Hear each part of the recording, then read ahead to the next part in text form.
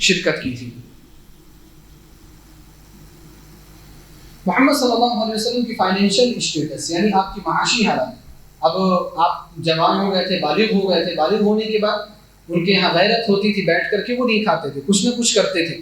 تو نبی صلی اللہ علیہ وسلم نے اپنے معاش کا بھی کیا رکھا، خیال رکھا۔ اس سے ہم سب کو کیا سبق ملتا ہے؟ ہمارے یہاں آپ دیکھو آج نوجوان پب جی میں پڑا ہوا ہے اور تغرل ڈرامے دیکھ رہا ہے، کوئی کام نہیں ہے، کوئی دھندا نہیں ہے، کوئی کوالیفیکیشن نہیں، کوئی بزنس نہیں، عمر ہو جا رہی ہے، 25 سال عمر ہو جا رہی ہے، 30 سال عمر ہو جا رہی، شادیاں نہیں، کیوں نہیں ہو رہی؟ بھائی کوئی کام ہی نہیں ہے تو کہاں سے کریں؟ کھانے کے لیے پیٹ بھرنے کے لیے پیسہ نہیں ہے تو بیوی کو لا کر کے کہاں سے کھلائیں؟ یہ وجہ بیان کی جاتی۔ تو یہ کیا ہے؟ بے غیرتی کی دلیل۔ غیرت مند انسان کیا کرتا ہے؟ بالغ ہوا، سوجھ بوجھ آ گئی نا تو کچھ کمانے پر اس کا دھیان لگ جاتا ہے۔ کمانے کے ساتھ دین بھی ہونا چاہیے لیکن کمانا بھی ہونا چاہیے۔ اگر کوئی انسان بزنس میں لگا ہوا ہے، کام کی تلاش میں، اس کی فکر ہے کہ مجھے کچھ کمانا ہے، کما کر کے پیٹ بھرنا ہے، تو وہ انسان اچھا ہے۔ اور اللہ کے رسول صلی اللہ علیہ وسلم سے پوچھا گیا ای الکسب اطیب، کون سی کمائی سب سے اچھی ہے؟ آپ صلی اللہ علیہ وسلم فرمایا عمل الرجل بیدہ، آدمی اپنی محنت سے جو کماتا ہے اپنے ہاتھ سے، وہ کمائی سب سے بہتر۔ تو اسلام جو ہے وہ آپ کو بے غیرت نہیں بناتا، اسلام آپ کو بزدل نہیں بناتا، کم ہمت نہیں بناتا۔ اور سود جو ہے، سود کو حرام کرنے کی بڑی وجوہات میں سے یہ ہے کہ انسان خود کمانے لگے، کسی کے اوپر ڈیپینڈنٹ نہ رہے کہ پیسے دے دیے اب سود لے کر کے کھا رہا ہے، اپنی زندگی گزار رہا ہے، کوئی کام ہی نہیں کر رہا۔ ہمارے یہاں دیکھو نا کہ اکثر و بیشتر لوگوں کی کنڈیشن ایسی ہے، جو پیسے والے، بہت پیسے والے، ان کو ایک ڈھیلا بھی اٹھا کے یہاں سے وہاں رکھنے کی ضرورت نہیں۔ وجہ اس کا نتیجہ کیا ہے؟ توند لے کر کے گھوم رہے، ہزاروں لاکھوں بیماریاں لے کر کے گھوم رہے۔ آپ کام کریں گے تو آپ کے جسم میں بیماریاں نہیں آئیں گی، نہیں کام کریں گے تو بیماریاں آئیں گی۔ ہمیشہ محنت کرتے رہیں، کوئی نہ کوئی کام آپ کرتے رہے۔ پہلے کی محنت الگ تھی، پتھر پھوڑنے کا کام تھا۔ میں نہیں کہتا ہوں کہ آپ پتھر پھوڑنے لگے، جو راک فارمیشن سے حیدرآباد میں آپ جا کر کے ان کو توڑنے لگے، وہ کام نہیں کرنا، لیکن جو کام کرنے کا ہے اپنے ماحول کے حساب سے وہ کام آپ کریے۔ تو نبی صلی اللہ علیہ وسلم کی فائنینشیل اسٹیٹس بتانے کی ایک وجہ آپ کے سامنے یہ ہے۔ آپ علیہ السلام کام کرتے تھے، اور کام بھی آپ نے کیا کیا؟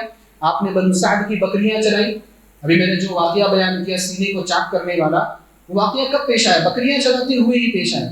دوسرا کام یہی کام تھا، مکے میں بھی آپ جب بالغ ہو گئے تھے تو آپ مکے میں آ کر کے چند قیرات کے بدلے مکہ والوں کی بکریاں بھی آپ چراتے ہیں۔ قیرات کیا ہے؟ دینار اور درہم کا ایک چھوٹا سا جز، چھوٹا سا حصہ، اپنے یہاں کی 98 چبندی، 1 روپے 2 روپے جس کو کہا جاتا ہے۔ تو آپ صلی اللہ علیہ وسلم یہ کام بھی کرتے تھے۔ آپ کی ان دونوں کاموں سے ہمیں بڑا سبق ملتا ہے کہ کام اگر آپ کو ملے تو کسی سے مانگ کر کے کھانے سے کیا ہے بہتر۔ کام کیسا بھی ہو، کوئی کام بھی چھوٹا نہیں ہوتا، اور کسی کام کی وجہ سے کسی کی عزت اور عظمت کا کوئی تعلق نہیں، کسی کی عزت اور ذلت نہیں ہوتی۔ اللہ کے رسول صلی اللہ علیہ وسلم ان کو بہت زیادہ عزت دیا کرتے تھے، جو محنت کر کے پورا دن محنت کر کے چند کھجوریں حاصل کرتے تھے، اور وہ کھجوریں لا کر کے اپنے گھر والوں کی پرورش کرتے تھے، اور وہ کھجوریں صدقہ کرتے تھے۔ آپ علیہ السلام ان کو زیادہ اہمیت دیا کرتے تھے، کیونکہ کام ہے، کیسا بھی کام حلال ہونا چاہیے۔ شرط حلال ہے، آپ دودھ بیچو، آپ پھل کی منڈی لگا کر کے آپ بیچو، آپ ٹماٹر بیچو، آپ آلو بیچو، آپ کچھ بھی بیچو، اگر آپ کام کر رہے ہیں تو وہ کام آپ کے لیے بہت ہی اچھا ہے۔ گھر میں بیٹھنے سے، مانگ کر کے کھانے سے یہ ساری چیزیں کیا ہیں؟ بہتر ہے۔ آپ علیہ السلام نے بکریاں چرائیں، تو یہ ایک میسج ہے ہم سب کو کہ ہمارے نبی صلی اللہ علیہ وسلم نے کام کیا، چھوٹا کام کیا ہماری نظر کے حساب سے، لیکن وہ کام چھوٹا نہیں ہے۔ اس کے علاوہ اور بھی فوائد ہیں۔ بکریاں چرانے کا ایک بڑا فائدہ ہے نا کہ آپ کو لوگوں کو ڈیل کرنے کی صلاحیت پیدا ہو جاتی ہے۔ بکریاں آپ چرائیں، کبھی ایک ریوڑ لے کر کے آپ نکلیں، کوئی ادھر بھاگ رہی ہے، کوئی ادھر بھاگ رہی ہے، وہ صبر چاہیے، برداشت۔ اگر آپ کے اندر صبر نہیں ہے تو یا تو سارے بکریوں کو آپ مار دیں گے یا خود اپنے آپ کو گھر میں بیٹھا لیں گے۔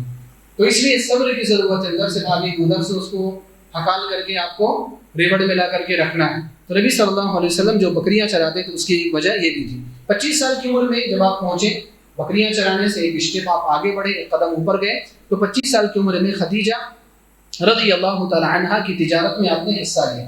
خدیجہ رضی اللہ تعالی عنہا جو تھی وہ اسلام سے پہلے آپ تجارت کیا کرتی تھی، بلکہ قریش کے سارے لوگ تاجر تھے۔ شام اپنی سامان لے کر کے جاتے تھے، وہاں بیچ کر کے، وہاں سے چیزیں لے کر کے یہاں مکہ میں آ کر کے بیچا کرتے تھے، تجارت ان کی تھی۔ اور خدیجہ رضی اللہ تعالی عنہا عورت ہو کر کے بھی تجارت کیا کرتی تھی۔ تجارت اگر اسلامی اصول اور اسلامی حدود کے اندر ہے تو وہ کیا ہے؟ جائز ہے، بلکہ اس کو پسند کیا گیا۔ تو آپ تجارت کیا کرتی تھی. نبی صلی اللہ علیہ وسلم کے بارے میں جب آپ کو پتہ چلا آپ کی امانت داری کے اور آپ کی دیانت کے واقعات بڑے مشہور ہیں، تو انہوں نے نبی صلی اللہ علیہ وسلم کو اپنا سامان دیا اور تجارت کرنے کے لیے شام کی طرف بھیجا. جب شام کی طرف بھیجا تو وہاں سے واپسی کے بعد، یعنی ایک ہی سفر میں واپسی کے بعد خدیجہ رضی اللہ تعالی عنہا سے نبی صلی اللہ علیہ وسلم کی شادی ہو گئی. اور کتنے دنوں کے بعد؟ شام سے واپسی کے 2 مہینے کے بعد نبی صلی اللہ علیہ وسلم کی شادی حضرت خدیجہ رضی اللہ تعالی عنہا سے. شادی کی وجہ کیا تھی؟ ایک تو امانت داری تھی، دوسرا حسن اخلاق تھا. یہ چیزیں کیسے پتہ چلی؟ جس کی گواہی میسرہ نے دی. میسرہ جو تھے وہ حضرت خدیجہ رضی اللہ تعالی عنہا کے غلام تھے. وہ ساتھ میں گئے تھے تجارت کرنے کے لیے. پورے سفر میں انسان کی پہچان ہوتی ہے کون کیسا ہے. پورے سفر میں دیکھا کہ ایسا امانت دار دیانت دار انسان ہے ہی نہیں. حسن اخلاق، دوسروں کا خیال رکھنے والا، دوسروں کی خدمت کرنے والا، وہ سارے واقعات آپ نے آ کر کے ان کو بیان کیے. تو حضرت خدیجہ رضی اللہ تعالی عنہا بہت متاثر ہوئی ان سے. اور متاثر ہونے کے بعد حضرت خدیجہ رضی اللہ تعالی عنہا نے اپنی ایک سہیلی جن کا نام نفیسہ تھا، نفیسہ کے ذریعے سے نبی صلی اللہ علیہ وسلم تک پیغام پہنچایا کہ میں آپ سے شادی کرنا چاہتی ہوں. آپ صلی اللہ علیہ وسلم نے اپنے چچاؤں سے مشورہ کیا، ابو طالب سے مشورہ کیا جن کی کفالت میں آپ تھے. سارے لوگ راضی ہوئے اور حضرت خدیجہ رضی اللہ تعالی عنہا کی شادی نبی صلی اللہ علیہ وسلم سے. شادی کے وقت محمد صلی اللہ علیہ وسلم کی عمر 25 سال کی تھی اور خدیجہ رضی اللہ تعالی عنہا کی عمر 28 یا 40 سال کی تھی. 40 سال سب سے زیادہ مشہور ہے، لیکن ابن اسحاق جو سیرت کی پہلی کتاب لکھنے والے، ابن ہشام کے بعد دوسری کتاب جو لکھنے والے ہیں، انہوں نے اپنی کتاب میں حضرت خدیجہ رضی اللہ تعالی عنہا کی عمر جو لکھی ہے وہ 28 سال ہے.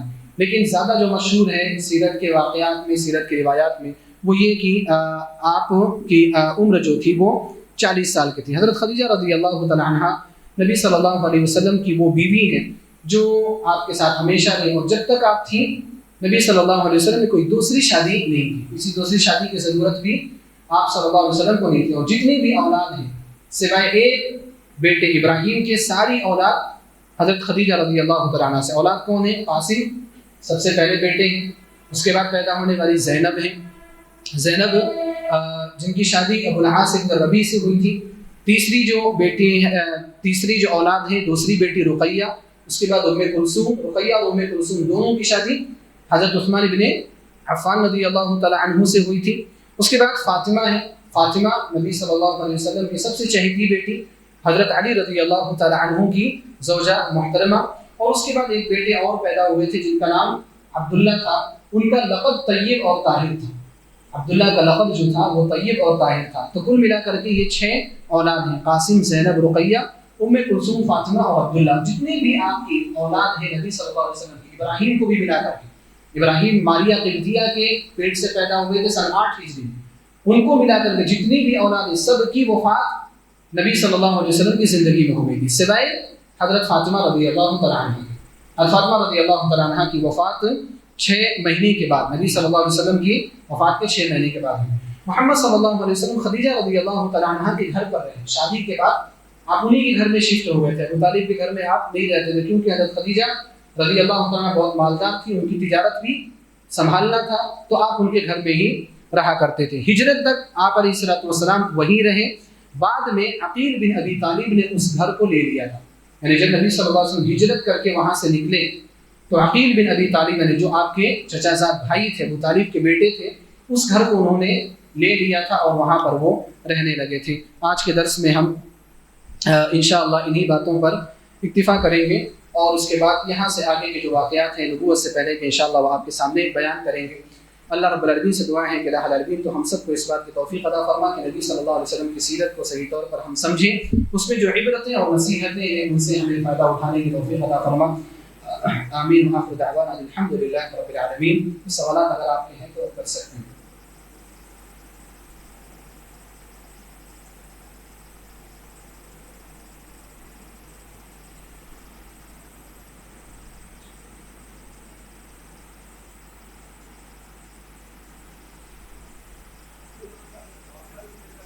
جی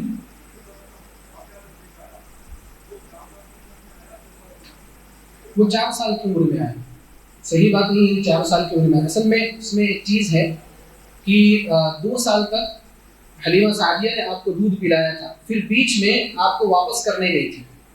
جب واپس کرنے گئی تھی تو انہوں نے محمد صلی اللہ علیہ وسلم کی آنے کی وجہ سے ان کے گھر کے اندر جو برکت تھی، اس برکت کو دیکھ کر کے آپ کی والدہ آمنہ سے انہوں نے گزارش کی کہ میں اس بچے کو دوبارہ لے کر کے جانا چاہتا ہوں، اور دودھ پلانے کی مدت تو ختم ہو گئی ہے لیکن میں اس کی تربیت اپنے پاس کرنا چاہتی ہوں. تب ان کی والدہ آمنہ نے اجازت دی. تو اس چیز کو اگر آپ سامنے رکھیں تو 4 سال والی جو بات ہے وہ صحیح نظر آتی ہے کہ 4 سال کی عمر میں آپ علیہ الصلوۃ والسلام کا شق صدر ہوا. جی اللہ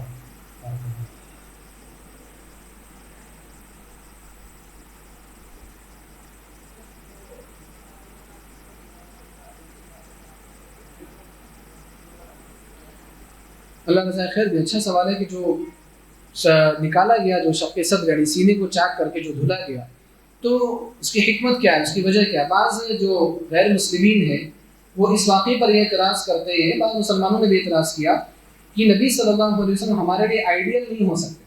کیوں نہیں ہو سکتے؟ کہ آپ کے دل کو تو دھو دیا گیا، صاف کر دیا گیا. اس کا مطلب کہ خواہشات آپ کے دل کے اندر رہی نہیں.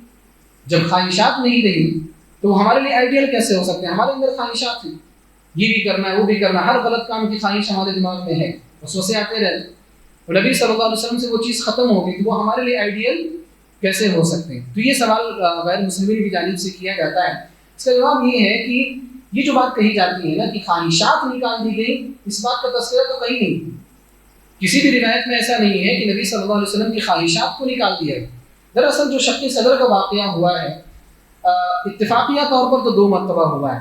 ایک یہ 4 سال کی عمر میں ہوا ہے اور ایک معراج کے سفر سے پہلے ہوا ہے.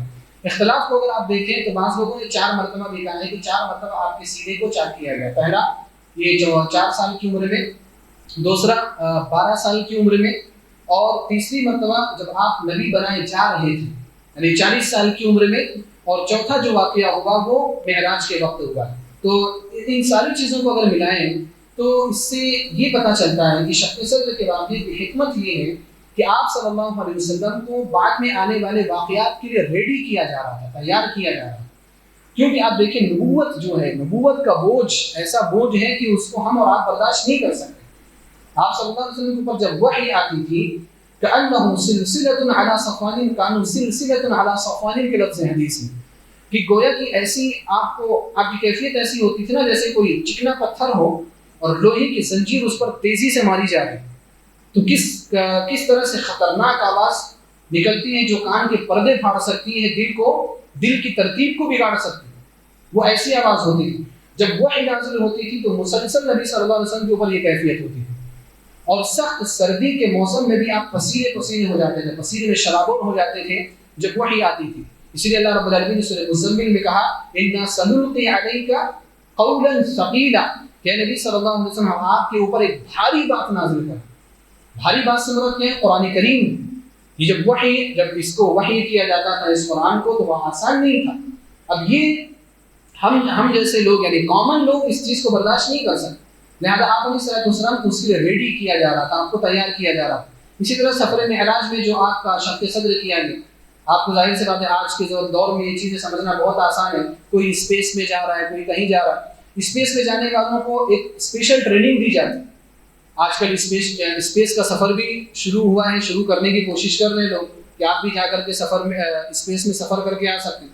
اس کے لیے آپ کو اسپیشل ٹریننگ دی جائے گی، آپ کو رکھا جائے گا، آپ کے باڈی کو دیکھا جائے گا، میڈیکل کے حساب سے آپ کی کیا کنڈیشن ہے اس کو دیکھا جائے گا. وہ سب دیکھنے کے بعد آپ کو میڈیسینز دوائیاں وغیرہ دینے کے بعد جب آپ اس لائق ہو جائیں گے کہ اسپیس کا جو بوجھ ہے اس کو برداشت کر سکے تب آپ کو سفر میں لے جایا جائے گا، ورنہ انسان اس کو برداشت نہیں کر سکتا. نبی صلی اللہ علیہ وسلم کہاں گئے تھے؟ 7واں آسمان پر گئے تھے. آپ کا سفر صرف اسپیس تک محدود نہیں تھا، لوگ تو یہیں پر جاتے. آپ صلی اللہ علیہ وسلم اس کے اوپر گئے تھے، 7واں آسمان پر گئے تھے. تو اس سفر کے لیے آپ کو ریڈی کیا گیا. لہٰذا یہ جو بات مشہور ہے خواہشات نفسانی نکال دی گئی، یہ بات بالکل بھی غلط سے کہیں بھی اس کا تذکرہ نہیں ہے. اور جو حکمت بیان کی جا سکتی ہے وہ سب سے اچھی حکمت یہی ہے کہ آپ صلی اللہ علیہ وسلم کو آگے کے لیے تیار کیا جا رہا تھا. واللہ اعلم.